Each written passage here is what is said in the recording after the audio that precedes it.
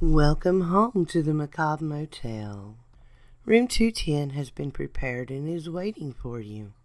Please step inside and we'll pull out the guest registry to see what our last guest left for us to check out.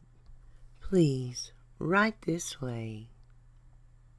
Okay, today we've got a story about a haunted church. It's a story that was told to me by my mother when I was very young, and it was about a church that they could not lock the door of. They would lock it and go back in a couple of hours and the door would be standing wide open as if it hadn't even been shut, let alone locked. They put different locks on the door. They even put padlocks on the door. Nothing worked. They would come back and even the padlock itself would just be laying there and the door would be standing wide open. The attic also had boards in the floor of the attic that would bleed. Nobody could explain any of that.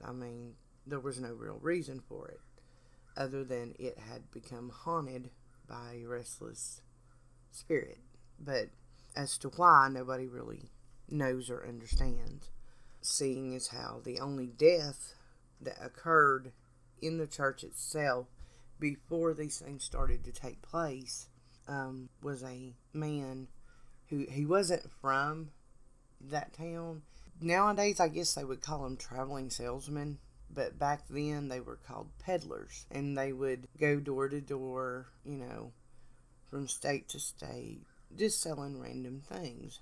And I've asked several people that were young back when this happened if they could remember any more of the story than she could. But everybody remembers this peddler. He had a real thick accent. He was Irish. And he came through town and he was selling different things. He had a lot of different stuff with him that he was selling. And they don't know what happened unless maybe he had a run-in with, somebody local and it upset him, or maybe some people have suggested, though I have no way to know whether it's true or not, that he may have been killed.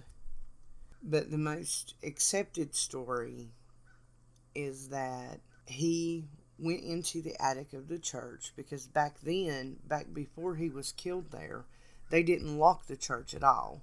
It had a door lock on it, but nobody ever used it. They left it open in case anybody, for whatever reason, wanted to go into the church. And that way, they wouldn't have to contact the pastor every time they wanted in, But it was believed that he went into the church for some reason, either because he was sad or because he got into it with somebody, and that he went into the attic and hung himself. And after that occurred, they could, they started trying to lock the doors because they didn't want anyone else to do that. They didn't want anybody else to go in there and hurt themselves or whatever. And it just really creeped them out that this had happened in their church. There were rumors that they started locking the door or trying to lock the door because the deacons and the pastor and the church elders or whatever felt that it gave the church a bad name and a bad reputation that this had occurred there. And they started trying to lock the doors after he hung himself there, and they couldn't do it. They would lock the door, and the next morning it would be standing open. Somebody would drive by the next day and call the pastor, the church is standing wide open. Do you know about it? And they would go down and lock the door again. And it got to the point where it happened so often that they started checking.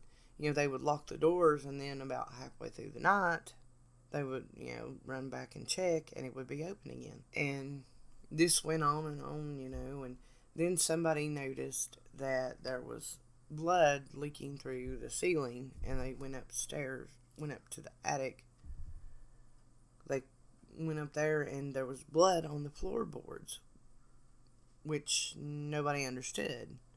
Because it wasn't like anyone was shot in the church or anyone was stabbed in the church. It was a guy hung himself. So why would there be blood? So they just couldn't figure it out, and they tried everything they could think of to try. And what they actually ended up doing, the church was on quite a large piece of property, so they dismantled the old church. They completely tore it down, tore it to the ground, and they went to another section of the property and built a brand new church. And to the best of my knowledge, they have never had those problems again.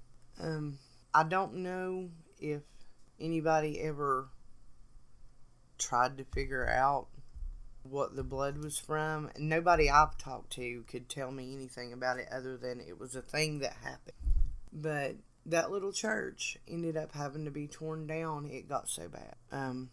One lady actually mentioned that you could hear crying in the church at night. When she was younger, they helped clean the church once a week, and she would go there with her mom and her sisters, and they would hear somebody crying, but they could never find anybody actually in the church. But it would sound like somebody in the attic was crying. So I don't know. Like I said, I couldn't find anybody that could tell me why he would hang himself. And some people actually suggested that he was forced to hang himself or murdered, however you want to put it. I don't know, but I thought that was a really creepy, interesting story. If the church hadn't been torn down, I would have liked to at least have been able to go and take some photographs, if not video the place. But it's no longer there, so guess I won't be doing that. But just thought I'd share that with you. That's just one of the local tales around here. So, thanks for stopping by, and we'll be back soon with another tale. Hey, this is Dead One Rollin saying thanks for stopping by and spending a little time with us here at the Macabre Motel, hanging out here in room 210. Please feel free to comment, rate, and subscribe, and thank you again for spending time with us. Hoping that you may always be a voyeur of the dark side and not a victim.